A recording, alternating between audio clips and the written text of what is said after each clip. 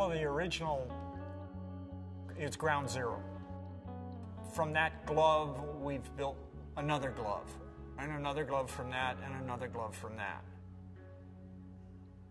So I think that's why we always go back to the original, because it's the foundation. The original mechanics glove really didn't exist, or nothing existed like that before mechanics were. Considering the fact that mechanics were using bare hands, and then they started wearing our gloves to protect themselves, we really created the category. There just wasn't anything else similar available. If you needed to protect your hands, there was a leather glove or a lineman glove or a cowboy type of glove. And you know, if you were baling hay or grabbing barbed wire or doing something like that, that's really the only options that you had. The beginning of the idea was there was motocross gloves out there, and being I was working with an AXO rider at the time, Damon Bradshaw, I went to my friends at AXO and said, you know, I got this idea about a work glove. The company that we worked for, AXO America, had a glove that was made for trials riders. It was really lightweight. You could use it, had a lot of dexterity. We gave that glove to Brian. He used it for a little while and found out that it was good, but it was a little too lightweight.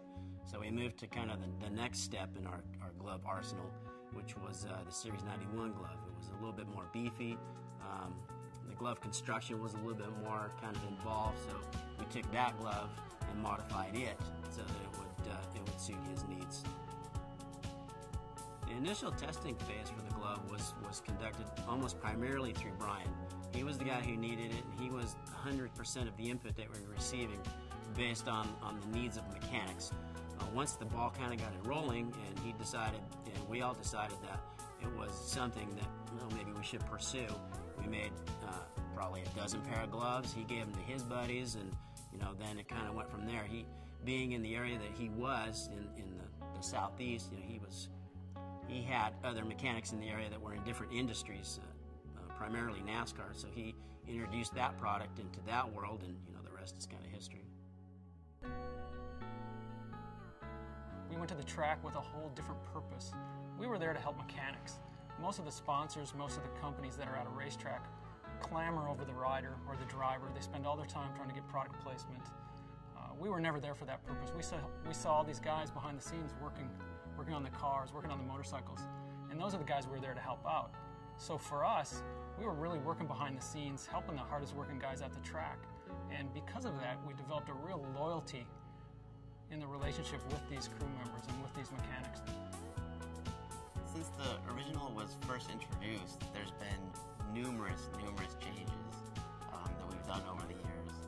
Different spandexes on the back of the hand. The first original had a mesh material on the back of the hand. We've evolved to spandexes and other materials that are lower profile, better flexibility, more durability. There's virtually nothing the same on the original that we have today as opposed to the original that we did back then. We do real-world testing and we do laboratory testing. The laboratory testing, we get a quick read on new materials and new designs that give us a solid database that we've been using for pretty close to 7 to 8 years now. But we back that up with field testing because we've seen both ways. We've seen where a field test shows really well, but the laboratory machinery shows us it's not so good. The original glove that mechanics were designed, the shell has proved to be very versatile. We're able to take that shell and branch off into military, tactical, hardware, construction. It's basically the gold standard for the shell we use to design other gloves. When we do take it into that arena, say military or tactical, we might learn of a material or a wear point that will go back to the original. So as well as it's a starting off point, it's also a finishing point. We're amazed sometimes at who wears it. We find all these different people wearing it. We see on TV, wow, you're wearing the original glove doing that. So it's always, a lot of people like to wear it. Although it started from the automotive, racing, we're all over the board. Through all the exposure at the racetrack, through all the input from the mechanics, we found that the audience at the track was taking our gloves home and using them for other things. really the growth of mechanics wear has a lot to do with those people sitting in the stands that saw how the glove was being used at the track and realized, man, this work glove can work for me at home. Basically, it created an industry. So the mechanics glove, the original glove, which was, you know, its sole intent was, which was to take care of a single mechanic, has now taken care of, hundreds of millions of mechanics of